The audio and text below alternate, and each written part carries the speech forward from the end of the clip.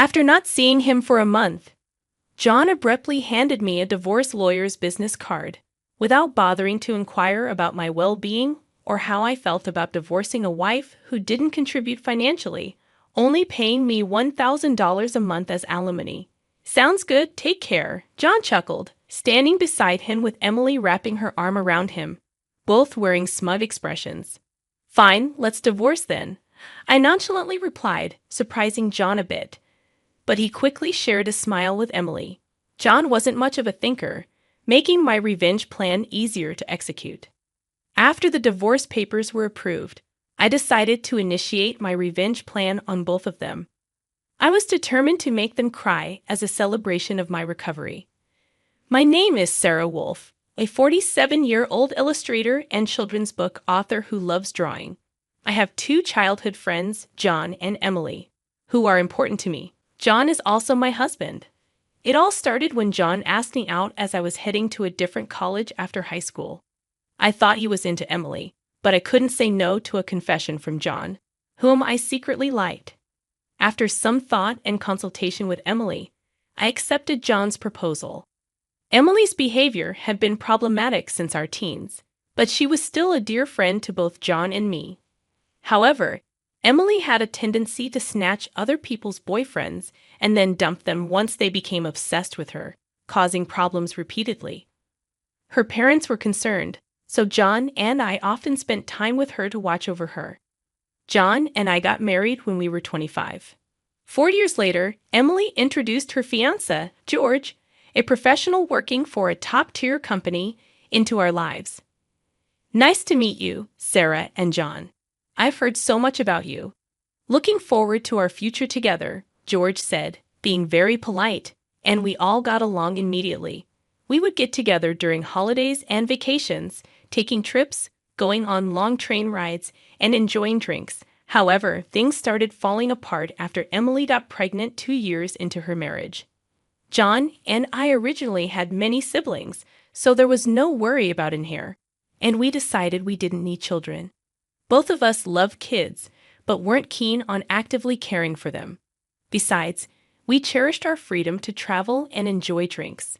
When Emily announced her pregnancy, John's attitude started to change. He quit smoking because Emily couldn't stand the smell and even offered to drive her to doctor's appointments, using his vacation days. I warned him, "George might get upset if you're always with Emily." But John argued back, "You have work, don't you? She's our childhood friend, and she's reaching out for help. You're heartless." I replied, "I've been buying things and helping where I can, but going with her to the obstetrician is crossing the line." John frowned and then glared at me, saying, "Why?" "Because Emily wants it, right? She says she's anxious about the checkup. I can't just let her go alone." When I suggested George should go with her, John snapped, "If you go with her every time, it's almost like you're the father of the baby in her belly." John was jealous, and he dismissed my concerns, snapping at me for being annoying. We had hardly ever had a fight during our marriage, but things changed when Emily got pregnant. Our arguments increased, and that didn't change even after Emily gave birth. In fact, John started spending even more time with Emily and their child, Emma. When Emma turned 6, an incident unfolded involving the attendees of her graduation ceremonies. The day before the graduation, John abruptly started rummaging through the closet. "John, what are you doing? You have a meeting tomorrow," I questioned. John's workplace had a casual dress code, but there was a rule to wear a suit during client meetings, so we always kept a few suits ready. However, they were all thrown on the bed. "Just trying to decide what to wear for the graduation ceremony," John replied. I expressed disbelief. "You're seriously thinking of attending the graduation?" John explained that George couldn't make it, and Emily had asked him to go. I couldn't comprehend it. "Wait, that's absurd. No matter how you look at it." I inadvertently raised my voice in denial. John's face turned sour. While I knew he occasionally picked Emma up from kindergarten, attending a graduation ceremony as a childhood friend who wasn't even a biological parent seemed nonsensical. "You still doubt me and Emily. I'm disappointed that you can't even help out. That's not the point anyway." I'm attending the graduation tomorrow. So iron a shirt properly. John abruptly ended the conversation, leaving me behind and going to the bedroom.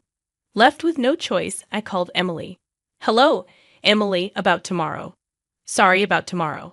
I'm borrowing John, but won't George be upset about the graduation attendance? Sarah. What are you talking about? Obviously, I haven't told George that the graduation is tomorrow. I'll tell him after the ceremony, Emily responded casually. I was shocked to learn that George didn't know about the graduation schedule. Upon further questioning, it became apparent that Emily hadn't informed George about any of the kindergarten events so far, and John had been acting as the father at the kindergarten. This selfishness left me dizzy. Wait a minute, Emily. Isn't that extremely unreasonable?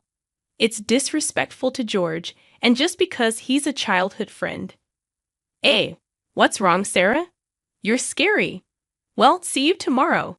Emily interrupted, and despite my anger, she unilaterally hung up the phone. In the end, I ironed a shirt, prepared a tie, and the next morning, I saw John off to Emma's graduation ceremony.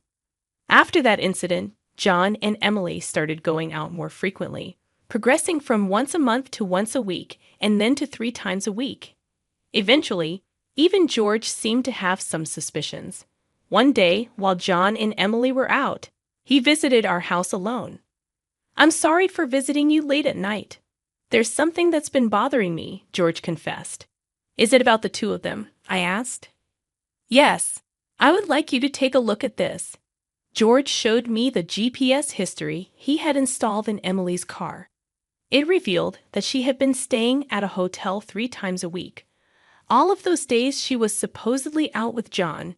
Just by looking at George's face, I understood what that meant. What do you want to do, George? I want to take revenge on those 2. Me too.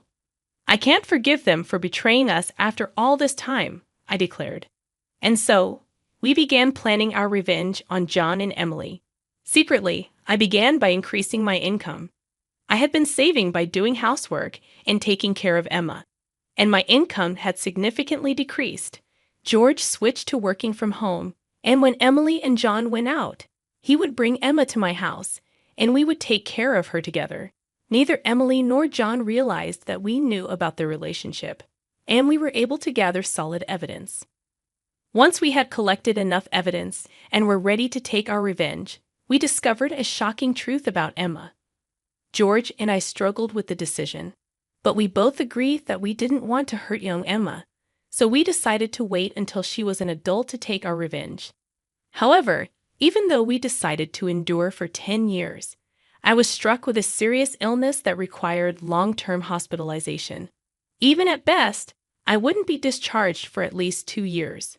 Although I could work from the hospital room, it was certain that I would have to reduce my workload. After informing George about the situation, I consulted John. However, John's reaction was no different from when we were making small talk. I'll visit you once in a while, John nonchalantly said. I felt that John no longer had any affection for me, as he didn't even inquire about my condition or the name of the disease. In reality, John only visited once a month or once every 2 months. After Emma's 15th birthday, she started acting strangely. Although she used to visit me almost every day right after I was hospitalized, she became distant after her 15th birthday. However, neither George nor I could figure out why, and we were puzzled. Even when we asked Emma, she just said, "Don't worry about it." However, we ended up learning the reason from John, who rarely showed up. "Hey, it's been a while," he said, completely transformed into a flashy appearance, walking in without even knocking. After not seeing him for a month, John thrust a divorce lawyer's business card at me without even asking, "Are you okay?" Or, "How are you feeling about divorcing a wife who doesn't work?" "Pay me $1,000 a month as alimony. That's the deal, so take care," John said, grinning from ear to ear. Beside him, Emily wrapped her arms around John's with a similar expression on her face. "Fine, let's divorce then," I casually agreed, surprising John for a moment. However, he quickly exchanged smiles with Emily. It was fortunate that John wasn't the type to think too deeply, making my plan work seamlessly. After receiving a notification that the divorce was finalized from John, I decided to initiate my revenge plan against the two of them. I was determined to make them cry as a celebration of my recovery. Promptly, I took action. First, I contacted George to arrange the transfer of hospitals. Then, I informed my lawyer that they would be mediating between the two parties from now on. George also began to act simultaneously. He moved near my new hospital with Emma and started visiting me frequently. Despite Emma's gloomy expression, I was happy that she came to see me every day. Most of my belongings were already in the hospital room, so I instructed Joan to dispose of the rest. I didn't want to bring anything that the two of them might have touched into my new life. Once the hospital transfer and George and Emma's move settled down, I received a call from John. My smartphone showed 30 missed calls within a few minutes that I had left my seat. Answering the phone with a feeling of exasperation, John's panicked voice came through. "Hey, what the hell is going on?" Behind him, I could hear the voice of a troubled real estate agent, and Emily's yelling made me feel sick. "What do you mean, what's going on? It's obviously about the house. Why we have to move out?" John shouted at me, as if it wasn't his fault at all. I replied coolly, "Obviously, because that's my house." Huh. John seemed to have completely forgotten. But the truth was the house we lived in was a room I rented as a workspace. When I started making a living as a freelancer, I didn't have enough income to maintain two houses, and John didn't have enough income to live alone. So he ended up moving into my place. Therefore, John had never paid the rent or utility bills for that room. Although I received some money from him for living expenses, it wasn't enough to maintain the place. Unfortunately, that room was already canceled. It was far from the hospital I transferred to, so I had processed the cancellation the day after submitting the divorce papers. I didn't inform him because the real estate agent who knew the situation said they would contact him. George and Emma suddenly disappeared, and our house was sold. What are we going to do about our new house? John shouted in frustration. I don't know. Maybe stay in a business hotel for now. I replied as I turned on the speaker and started working. John yelled in frustration, "Don't screw with me." However, he seemed to remember something and started speaking in a more soothing tone. "Well, whatever. When will you transfer the money? We're running low on cash." "What are you talking about? Huh? Don't mess around. I told you to pay $1,000, didn't I?" "Oh, I don't recall agreeing to that." My nonchalant response was met with incoherent screaming from John on the other end of the phone. Apparently, he thought he could get money from me and had been squandering it. Even if he had $1,000 left, how did he plan to get by for the rest of the month? Hey, don't just stay silent. Say something. There's really nothing to talk about. My retort left John momentarily dumbfounded, but he soon started yelling again, growing increasingly annoyed. I addressed John in as cheerful a tone as I could muster. "Anyway, we're basically strangers now, so please don't contact me anymore. You'll hear from my lawyer." Huh, lawyer. Hey, wait a minute. I hung up without listening to John's response.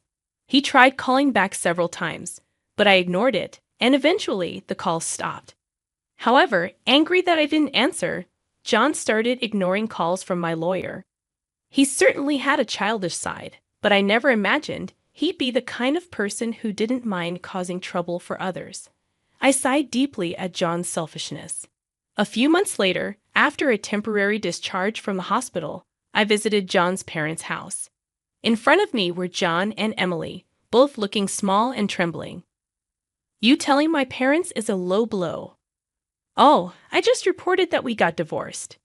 John glared at me in response to my answer, but he shrank back under his father's stern gaze. Actually, I had a great relationship with my in-laws, even visiting and dining with them when John wasn't around.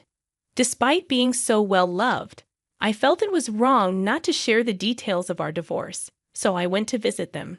"Is it true that you're remarrying Emily?" "Yes, it's true. Emily, Emma, and I are going to start over as a family. What are you talking about? Your only family is Sarah. She's not my family anymore. John's words made his father frown with a look that seemed to say, "Give me a break." John shook his head a few times, then handed me a piece of paper. It was a bill from a nearby luxury hotel. "What's this?" "It's the bill from the hotel we stayed at," John, acting as if it was obvious, pointed at the bill on the table, then suddenly collapsed. "Oh, what the heck, Mom? I didn't raise you to be like this." My mother-in-law, gasping for breath, was met with a look of disbelief from John. Next to him, Emily wore the same expression. However, he seemed to remember something and started speaking in a more soothing tone. "Well, whatever. When will you transfer the money? We're running low on cash." "What are you talking about? Huh? Don't mess around. I told you to pay $1,000, didn't I?" "Oh, I don't recall agreeing to that." My nonchalant response was met with incoherent screaming from John on the other end of the phone. Apparently, he thought he could get money from me and had been squandering it. Even if he had $1,000 left, how did he plan to get by for the rest of the month? "Hey, don't just stay silent. Say something." "There's really nothing to talk about." My retort left John momentarily dumbfounded, but he soon started yelling again, growing increasingly annoyed. I addressed John in as cheerful a tone as I could muster. "Anyway, we're basically strangers now, so please don't contact me anymore. You'll hear from my lawyer." "Huh? Lawyer? Hey, wait a minute." I hung up without listening to John's response. He tried calling back several times, but I ignored it, and eventually the calls stopped. However, angry that I didn't answer, John started ignoring calls from my lawyer. He certainly had a childish side, but I never imagined he'd be the kind of person who didn't mind causing trouble for others. I sighed deeply at John's selfishness. A few months later, after a temporary discharge from the hospital, I visited John's parents' house. In front of me were John and Emily, both looking small and trembling. "You telling my parents is a low blow." "Oh, I just reported that we got divorced." John glared at me in response to my answer, but he shrank back under his father's stern gaze. "Actually, I had a great relationship with my in-laws, even visiting and dining with them when John wasn't around. Despite being so well loved, I felt it was wrong not to share the details of our divorce, so I went to visit them." "Is it true that you're remarrying Emily?" "Yes, it's true. Emily, Emma, and I are going to start over as a family." "What are you talking about? Your only family is Sarah. She's not my family anymore." John's words made his father frown with a look that seemed to say, "Give me a break." John shook his head a few times, then handed me a piece of paper. It was a bill from a nearby luxury hotel. "What's this?" "It's the bill from the hotel we stayed at." John, acting as if it was obvious, pointed at the bill on the table, then suddenly collapsed. "Oh, what the heck, Mom? I didn't raise you to be like this." My mother-in-law, gasping for breath, was met with a look of disbelief from John. Next to him, Emily wore the same expression. "Why are you so angry? It's just that the family is changing because I'm getting married. Plus, you'll have a grandchild, a blood-related one at that. Weren't you happy?" "You two didn't." My mother-in-law, looking as if she couldn't believe what she was seeing, glanced at Emily, then turned her gaze to me. Both my in-laws understood that I didn't want children and still treated me as their own daughter. Of course, they treated Emily, my childhood friend, similarly, but there was always a boundary between a daughter-in-law and a friend. I remembered Emily often complaining about that, so I was certain my mother-in-law wouldn't be happy about this situation. And Emily should have known it too. "You doted on Emma, right? It'll be your grandchild, so you'll be happy, right? It's because she's a child I've known since she was little." "Oh, but half of her blood is from John, right?" Even after all this, Emily, showing no sign of remorse and acting as if she couldn't understand the problem, gave me goosebumps. At that moment, someone who had been silent until now spoke up. "Enough already. It's disgusting." "Huh? Emma, who had been playing with her smartphone in the corner of the room, spoke to Emily without looking up. The room fell into stunned silence. My dad is the only one I consider my father, whether we're related by blood or not. He's the only one. But John has always been the one to attend your school events. I heard everything from Dad. How he was always informed of the event dates after they were over. How eventually even the events themselves were kept from him. But Dad always said I was his daughter, so I am his daughter, and I will never be yours. Emma glared at Emily as she said this, then sitting beside me, she switched to a more concerned tone. When I found out about this, I thought you would hate me. But Dad said that wasn't the case, so I came here today. Emma, I love you so much. You were so kind to visit me every day while I was in the hospital. I was really happy, Sarah. Emma, perhaps relieved of her anxiety, teared up and hugged me tightly. It might indeed be a child resulting from an affair between John and Emily. Yet it's a child I've taken care of for 15 years. There's no way I don't have affection for her. Speaking of which, Emily, weren't you curious why I wasn't surprised when I found out Emma is John's daughter? Ah! Emily looked startled before she could speak. A new person entered the room. We knew from the start, 10 years ago actually. George suddenly appeared, and understandably, Emily started to panic. As she had recently unilaterally demanded a divorce, citing irreconcilable differences, I was shocked when you mentioned divorce. Oh, and unfortunately, you're not divorced yet. The divorce papers are still here. Didn't you notice? What? In the world? Emily seemed stunned, but John suddenly burst into laughter. So that's what it is. You two are together, huh? But too bad. Isn't it impossible to live on George's salary alone? Can you stop making weird assumptions? Also, it seems George earns double the amount you think. Huh, it's probably a bluff. A lol. Besides, it's impossible for you to work while dealing with your illness. You'll just die miserably somewhere. This time I laughed at John's huge misunderstanding. John, seeing me suddenly start laughing, was getting frustrated. You didn't know about my income, did you? Huh? It's probably just a bit more than a part-time job. No, it's different. My annual income is $500,000. Huh? John's eyes and mouth were wide open in shock. Emily was also stunned. In fact, over the past 10 years, I had become a popular children's book author, and my income had skyrocketed. From essays, interviews, and the like, moreover, a film adaptation is planned soon, so my income is skyrocketing. Liar. Oh, do you want to see this?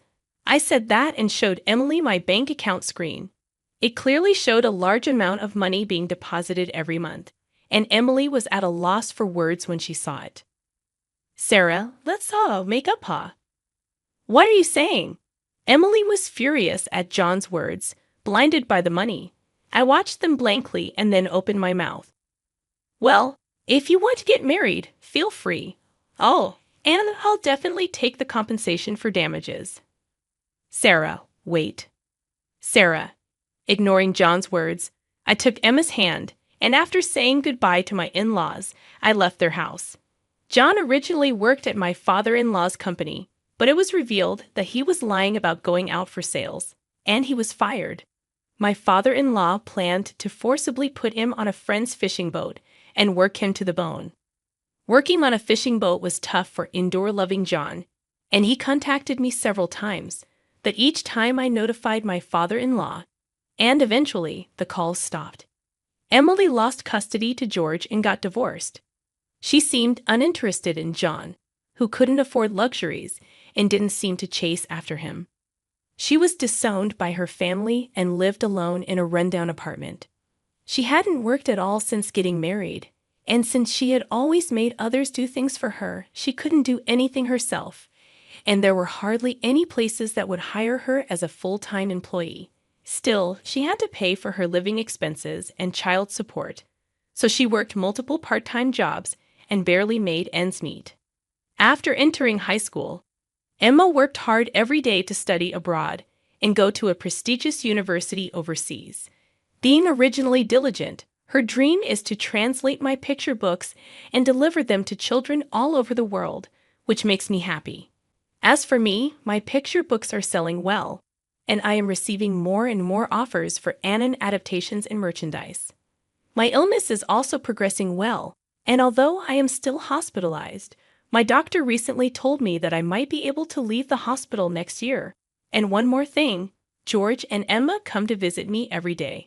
Actually, George recently confessed to me with remarriage in mind. I haven't given my answer yet, but I can't help but have feelings for him, who said he wants to live together when I leave the hospital. While thinking about what to answer, I work on my picture books every day, hoping for a happy future for us. I weave stories again today,